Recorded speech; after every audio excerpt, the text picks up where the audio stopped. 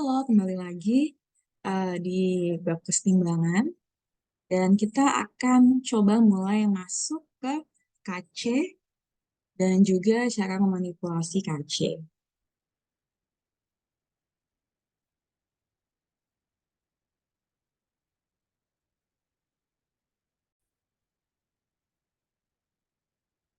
Jadi apa itu KC? Di KC itu kita sebut sebagai tetapan kesetimbangan. Jadi dulu pada tahun 1864 ada dua ilmuwan dari Norwegia yang menemukan hubungan antara konsentrasi reaksi dengan konsentrasi produk ketika bereaksi. Nah, ketika saat itu reaksinya mencapai kesetimbangan dinamis. Rumus itu dikenal dengan rumus aksi massa, di mana Q adalah kewakilan reaksi. Nah, Q ini dihitung dengan cara membandingkan hasil kali konsentrasi produk dibagi hasil kali konsentrasi reaksi.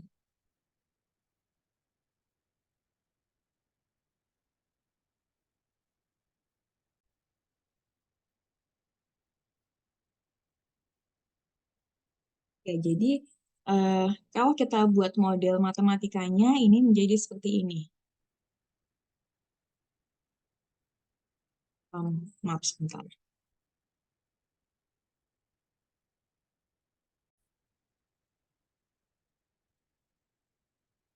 Ini kita akan coba. eh,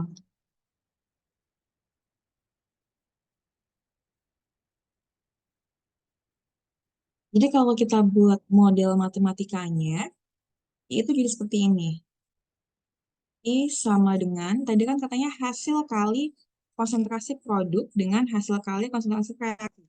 Berarti ketika kita punya reaksi kimia itu kan di sebelah kiri sini, pasti ada yang namanya reaktan ya.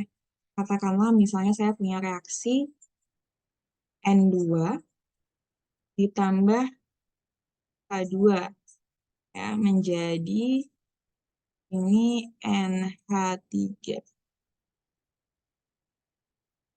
Kalau kita setarakan 3 di sini 2. Nah, berarti di sebelah kiri sini berarti adalah reaktannya gitu ya, atau pereaksinya. Dan di sebelah kanan sini adalah produknya. Sehingga kalau misalnya pernyataan ini mau kita buat model matematikanya, maka bisa kita tulis Q sama dengan konsentrasi produk. Di situ ada produknya apa? Ada NH3 ya. Kemudian dibagi dengan maaf, ini lebih baik saya buat di bawah saja ya, karena tidak muat di sini. Saya buat di sini saja. Jadi kita bisa rumuskan Q sama dengan konsentrasi produknya NH3. Ya, kita buat kurung siku karena konsentrasi. Dan dibagi dengan katanya ada hasil kali konsentrasi reaksi. Reaksinya di sini ada N2, ada H2. Ya. Berarti di sini ada konsentrasi N2, ya. Kemudian dikalikan konsentrasi H2. Jangan lupa masih berlanjut pernyataannya, yang masing-masing dipangkatkan dengan koefisien reaksinya. Koefisien reaksi N2 di sini 1, berarti di sini pangkatnya 1. Atau nggak usah kita tulis, nggak apa-apa. H2 di sini koefisiennya 3, ya. Hingga sini kita pangkatkan 3. Ini NH3 di sini koefisiennya 2, hingga kita pangkatkan 2 di sini. Jadilah kita punya model matematika kuotian reaksi dari reaksi kesetimbangan N2 tambah H2 menjadi NH3.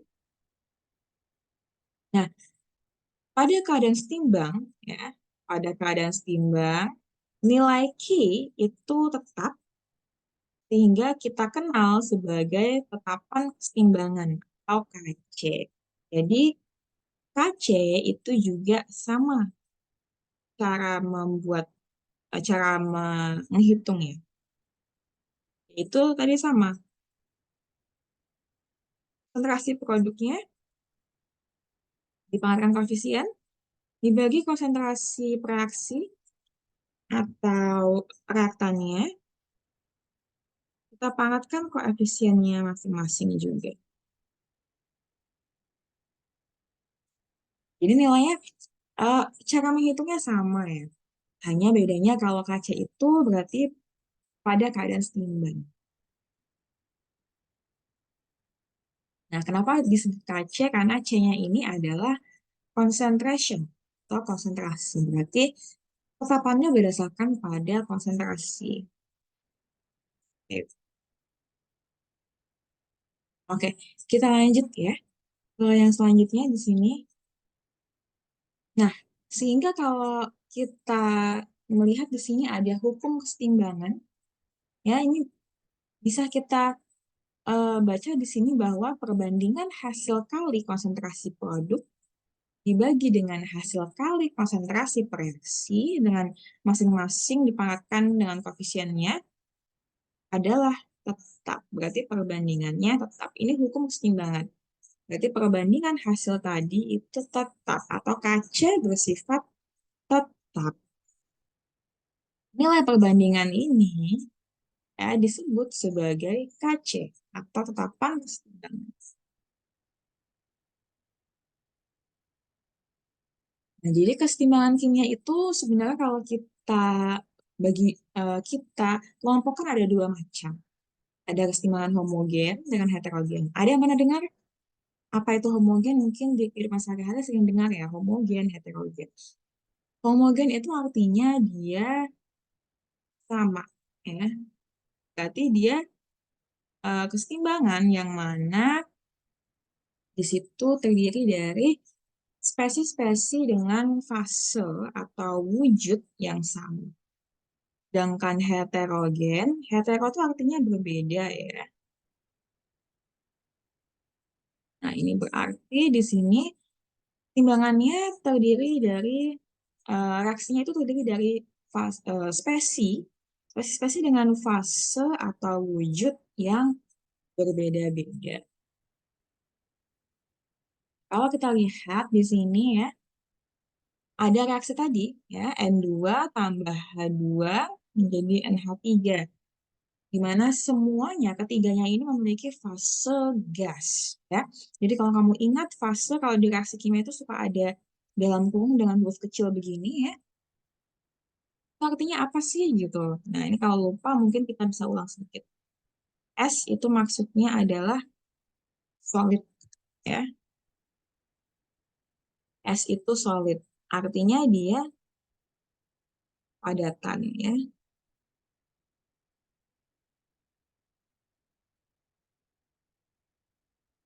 Kalau L itu dia liquid, artinya dia cairan. EQ ya, itu maksudnya adalah aqueous atau larutan. Dan G itu gases, itu gas. Apa bedanya cairan dengan larut? Larutan itu berarti dia mengandung larut. Jadi kalau larutan itu ya itu dalam sini isinya ada dua. Ada solutnya atau zat terlarutnya dan ada juga solvennya. Sedangkan kalau cairan itu ya hanya satu spesies itu saja isinya murni. Jadi kalau saya katakan cairan gula, berarti gulanya dilelehkan. Nanti jadi wujudnya cair. Tapi kalau larutan gula, gulanya kita campur air. Gitu. Jadi itu perbedaannya fase EQ dengan liquid. Nah, kalau kita punya, balik lagi ke sini, yang nomor satu ya, kita punya reaksi seperti ini. Maka kalau kita cari KC bagaimana? Nah, tadi kita sudah sempat bahas ya, KC itu tadi perbandingan hasil kali konsentrasi produk dibagi dengan konsentrasi reaktan yang masing-masingnya dipangkatkan koefisien. Karena masih sama reaksinya, kita bisa tuliskan yang seperti tadi ya. Produknya NH3, pangkatkan koefisiennya 2, ya, kemudian reaktannya ada N2, pangkat 1 dikali H2 dipangkatkan 3. Ya, seperti itu. Kita punya KC-nya seperti ini.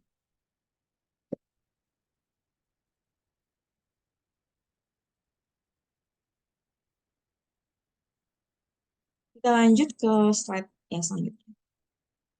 Nah, untuk yang kesetimbangan heterogen, ya, karena dia berasal dari reaksi itu terdiri dari berbagai macam fase gitu ya.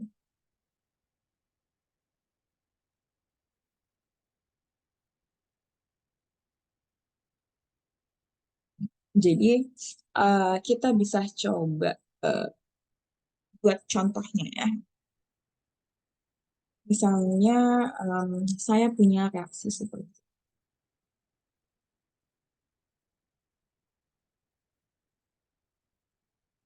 ACO3 ya. Maaf, saya salah. Ini solid ya. Ini kemudian dia terurai menjadi CaO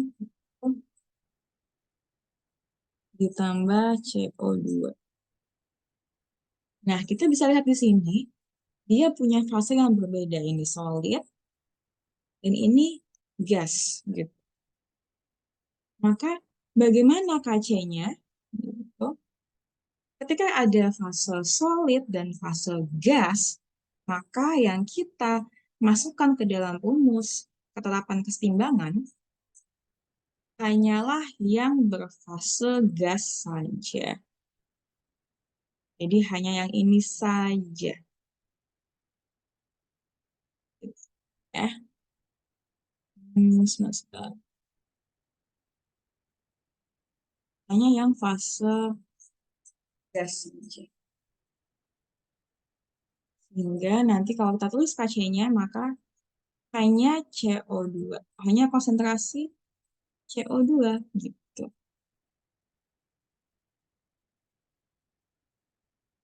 Contoh selanjutnya, misalnya saya punya di sini reaksi E bereaksi dengan O2 gas, kemudian menjadi CO2. Maka KC-nya bagaimana? Sama seperti tadi, kita lihat di sini ada fase S, gas, dan gas. Maka yang kita masukkan dalam rumus KC hanya yang fase gas saja. Sehingga nanti kalau produk reaktan berarti produknya dulu ditulis ya. Ada CO2, kemudian reaktannya ada hanya yang O2-nya saja. C-nya tidak perlu kita masukkan. Tinggal diperoleh nanti nilai KC-nya demikian.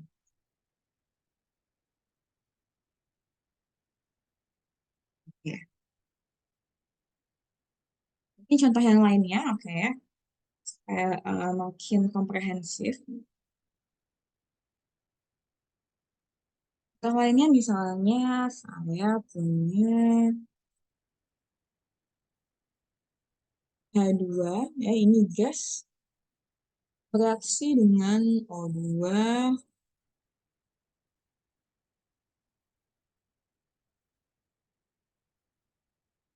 hingga menjadi H2O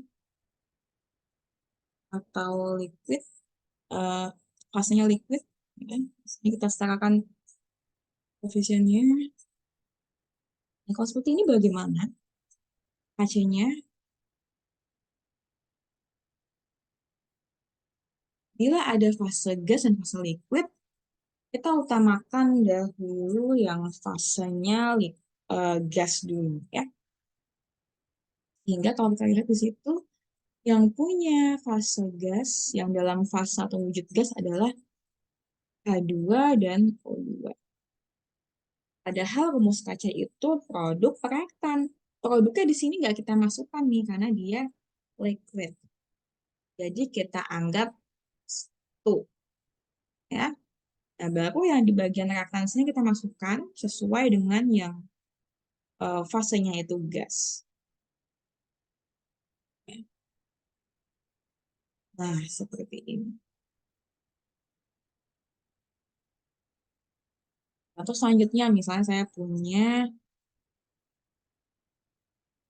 PBI, ya, solid, sorry, PBI 2 maksudnya. Kemudian dia terurai menjadi PB2 plus, ya,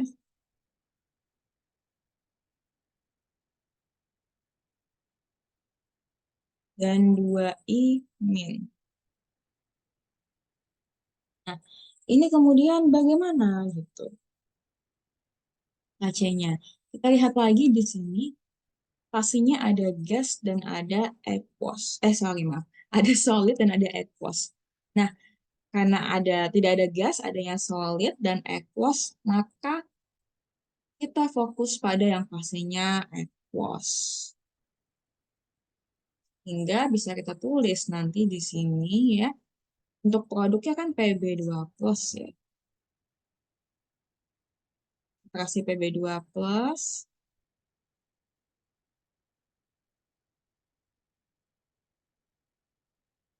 dan dikali konsentrasi I min dipangkatkan 2 karena koefisiennya 2. Kemudian dibagi dengan, karena reaktan yang tidak ada yang kita masukkan, tidak ada yang kita pakai, maka dibagi dengan 1.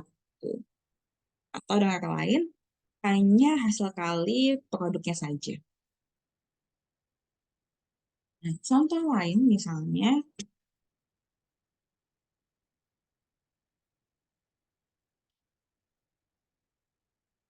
saya em,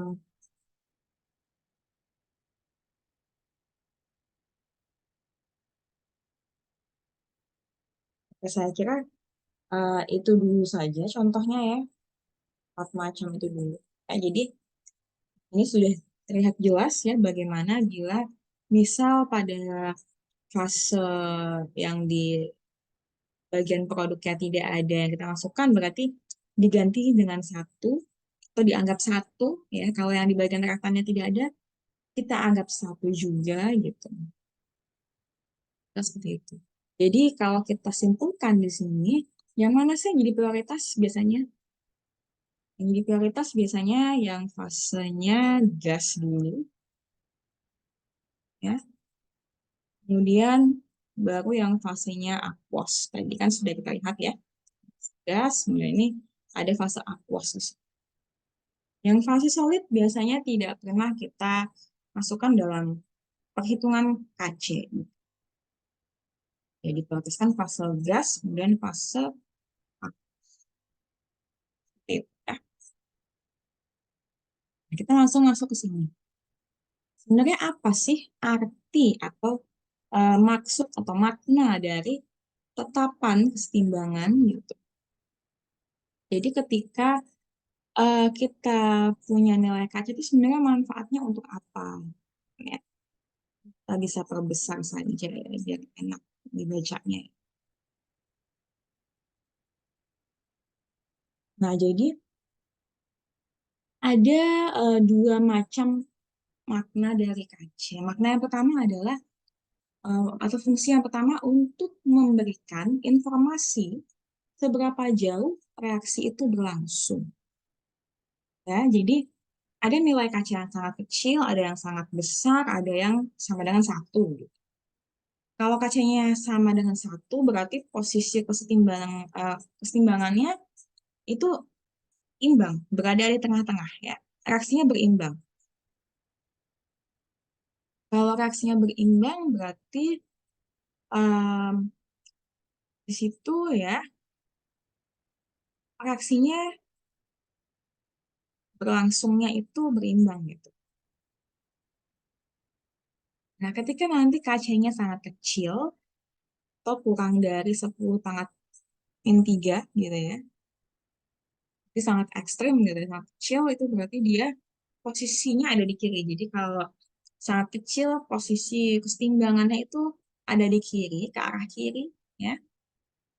Tapi kalau kalau kacanya sangat besar, posisi kesetimbangannya ada di kanan.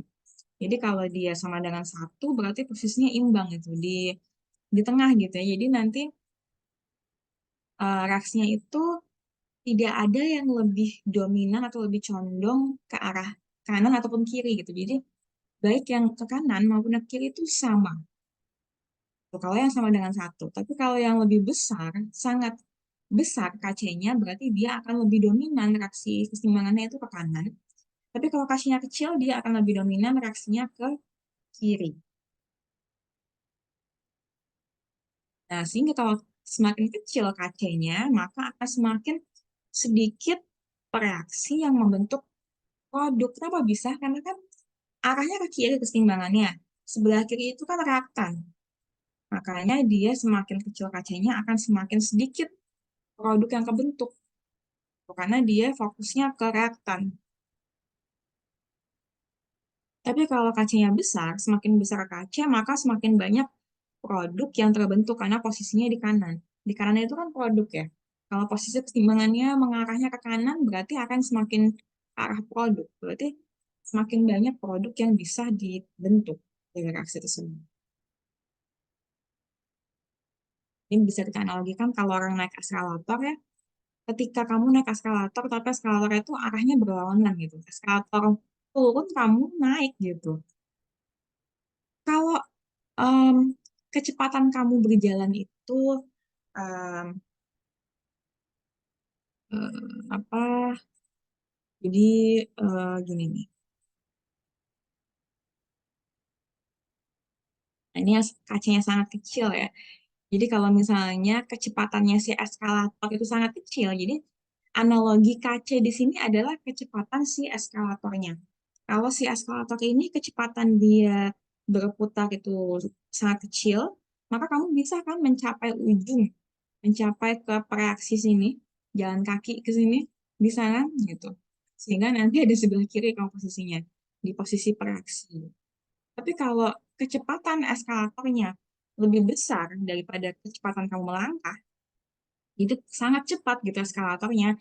Kamu mau berlari pun kamu nggak akan bisa mencapai di titik yang reaksi ini, nggak bisa. Kamu akan stagnan di posisi sebelah kanan gitu. Jadi analogi kaca di sini seperti kecepatannya si eskalator. Kacanya besar atau eskalatornya sangat besar kecepatannya, berarti kamu hanya bisa ada di sebelah kanan gitu. Jadi ada di titik di mana produk ini terbentuk. Ini analogi saja ya. Nah, arti yang kedua adalah untuk meramalkan apakah reaksi sudah seimbang. Jadi untuk suatu nilai konsentrasi reaksi dan produk gitu, kita bisa meramalkannya apakah reaksi ini sudah seimbang atau belum sih gitu. Jika belum seimbang ya, kita bisa meramalkan kalau belum seimbang berarti dia ke arah kanan apa kiri nih gitu. Ini bisa kita lakukan dengan membandingkannya dengan quotion reaksi. Jadi kita sudah sempat bahas quotion ya. Jadi kalau kita bandingkan quotion atau Q dengan tetapan kesetimbangan atau KC itu kita bisa ramalkan apakah reaksi sudah seimbang. Mungkin untuk lebih jelasnya kita bisa lihat aplikasinya pada perhitungan karena untuk membandingkan Q dengan KC biasanya ada dalam perhitungan ya perhitungan keseimbangan. Nah, selanjutnya kita terakhir dalam tetapan keseimbangan ada kita bisa memanipulasi KC atau memanipulasi um, tetapan keseimbangan.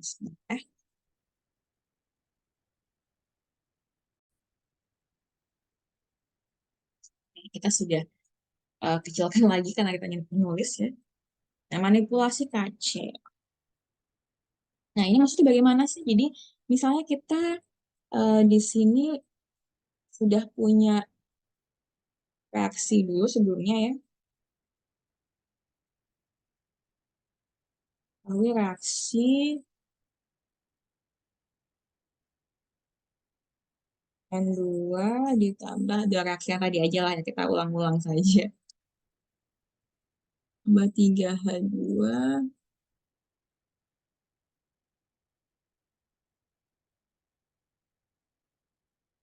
menjadi NH3. Nah,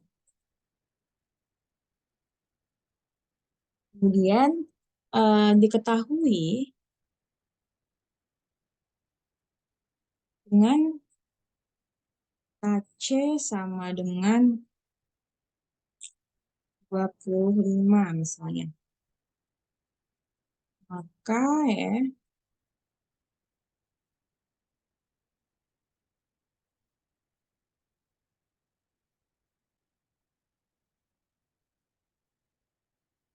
berapa Kc bila, nah biasanya kayak gini nih soalnya. Bila yang pertama reaksinya kita balik jadi 2NH3. Ini kita balik.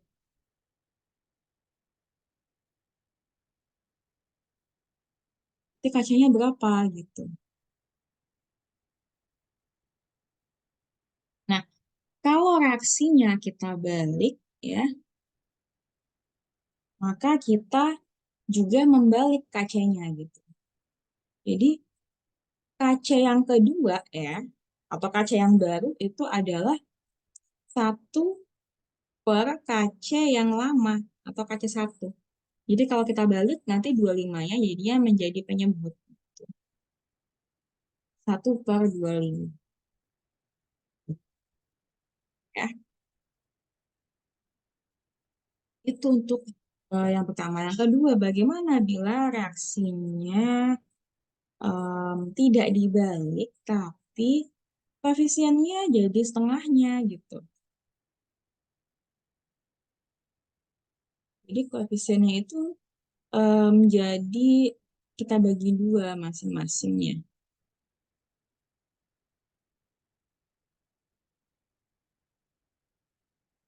Ini bagaimana kalau seperti ini?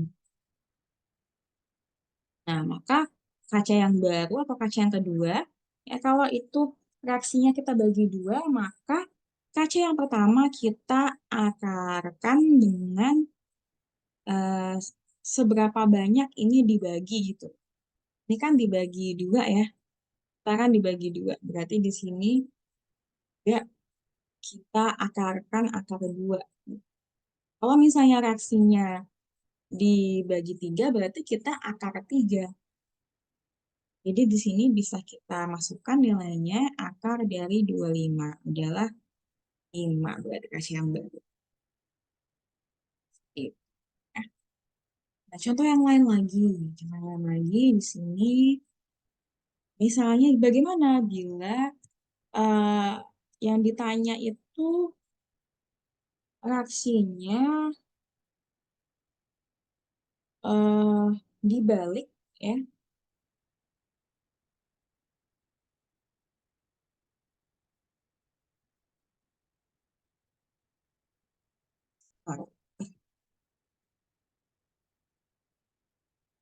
Sorry, tidak dibalik, maaf, maaf. Ini nggak dibalik, tapi kita jadi dua kali lipatnya gitu koefisiennya.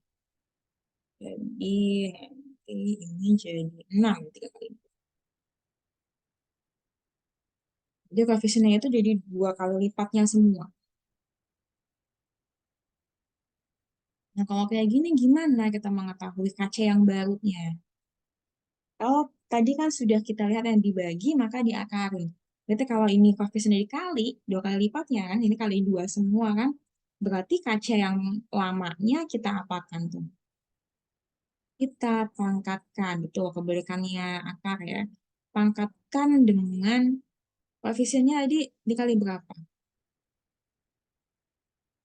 Ya, tadi kita lihat awalnya di sini satu, di sini dua, kemudian di sini tiga, di sini dua, gitu kan? Berarti kita kan sudah punya di sini dikali dua, berarti kalau kita lihat. Maka di sini juga kita kalikan dua. Maaf, kita pangkatkan dua, gitu. Sehingga nanti jadinya KC-nya tadi kan 25 ya. Kita pangkatkan dua, gitu. Jadinya nanti 625. Contoh selanjutnya, bagaimana bila reaksinya itu sudah dikali dua tapi dibalik juga gitu. Sorry, ini kita kali tiga ya. Jadi NH3-nya itu tiga kali lipatnya gitu koefisiennya. Dan dibalik posisinya. Gitu. Posisinya dibalik.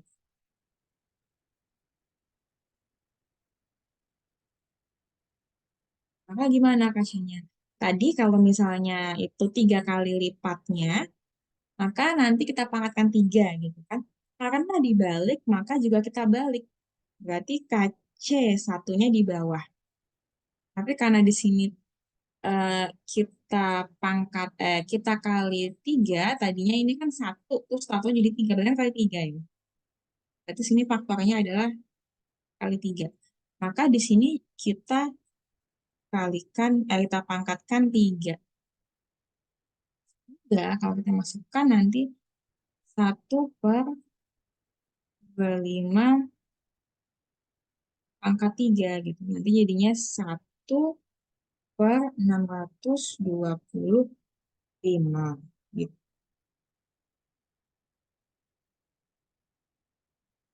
Nah, bagaimana bila yang kelima nanti? Misalnya contoh yang terakhir ini ya. Saya punya tidak sudah dibalik tapi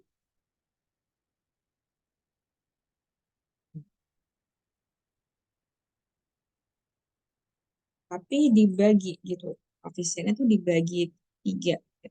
Nah, misalkan dia dua nih awalnya ya NH3 itu kan koefisiennya yang normal dua.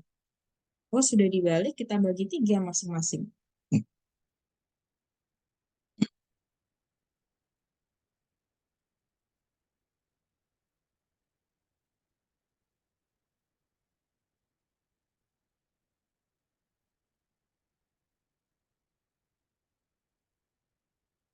Nah kalau kayak gini gimana gitu?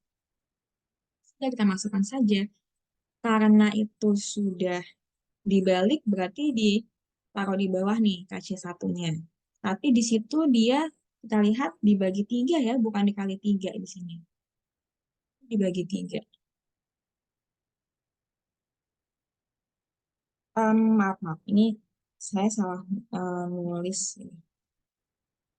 Ini bukan tiga, bukan 3H2 ya.